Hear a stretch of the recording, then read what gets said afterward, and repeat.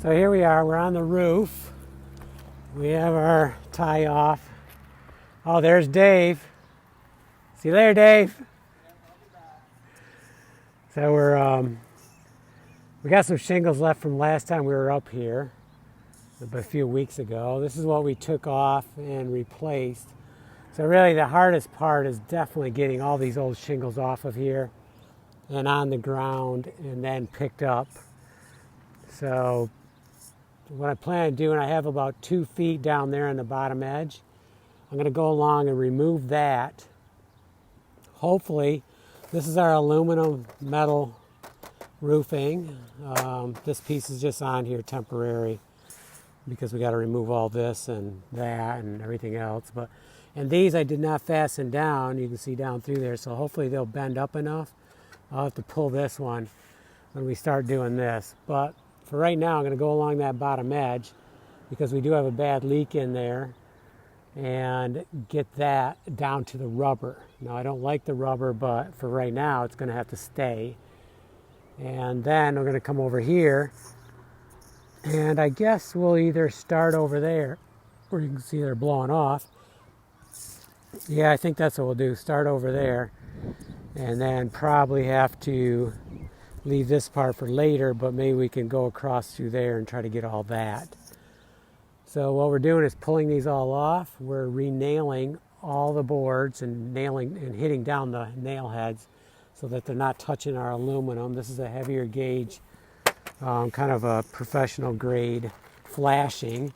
It's white with the no mar finish.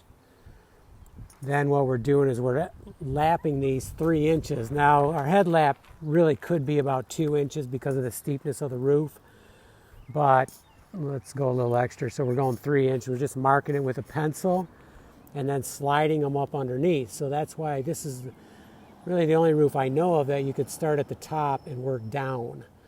And that's what I did here. I started at the top and worked down through, staying on the boards, just nailing them down below me.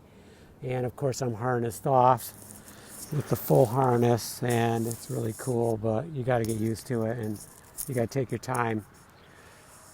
But it is staying safe, and then we're going to come over here, get these shingles down. I put a tarp down below there, so hopefully when we drop them, they'll land on the tarp, and that'll make the pick up a little faster. Then we got to get them in the garage, and one of these times we got to get them to the dump. Basically, I estimate we're going to remove 20 ton of shingles, 20 to 40 ton, because it's 2 layers, 2 roofs worth of shingles, and really a little more like 4 layers. And then we're going to put on probably less than a half a ton of aluminum. And we're going to make our own snow guards, and you're going to see all that later. And we got also some design pieces we're going to add. So it looks kind of bland right now maybe, but it may not end up being that bland. And the house is very colorful anyway, so it's not going to be that bad. And eventually we'll probably gecko these flat areas. We'll have to redo that eaves trough along through there. So we're far from done. We have a long ways to go. And over here, along with the chimney area, it's a lot of work. But we're up here in the air. It's really cool. It's actually not too bad right now. We're going on 5 o'clock in the day, so I think I'm good till about 9 o'clock, maybe even 10 o'clock. I can finish putting stuff up, and then I'll be done for today. And then out here at daybreak, hopefully around 6 o'clock, and I'll be on it again. Okay, let's get to work.